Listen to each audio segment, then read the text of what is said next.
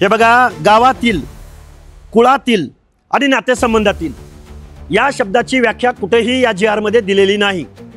त्यामुळे या 3 शब्दांची व्याप्ती एवढी मोठी होती की ती महाराष्ट्राच्या भौगोलिक प्रदेशामधल्या सगळ्या लोकांना लागू होते। आणि हे फक्त ओबीसीच्या बाबतीत नव्हे, तर हे एससी एसटीच्या बाबतीमध्ये सुद्धा याला थ्रेड्स पोचलेले आहेत।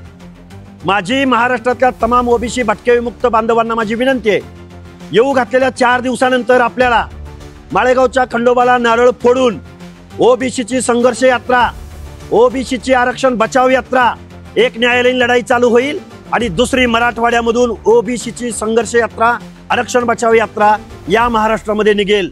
आता गावगाड्यातल्या बलुत्यांनी आलोत्यांनी आता या आरक्षण बचाव यात्रेमध्ये सामील व्हावं, नाहीतर गुलामी करा, नाहीतर जोहार घाला। आता तुम्हाला तिरंग्याची दोरी ओढण्याचा अधिकार गावातल्या ग्रामपंचायती समोर मिळणार नाही। बाबासाहेबांनी, फुले शाहू आंबेडकरांनी तुम्हाला दिलेला अधिकार आज रोजी तुमचा संपुष्टात आलेला आहे।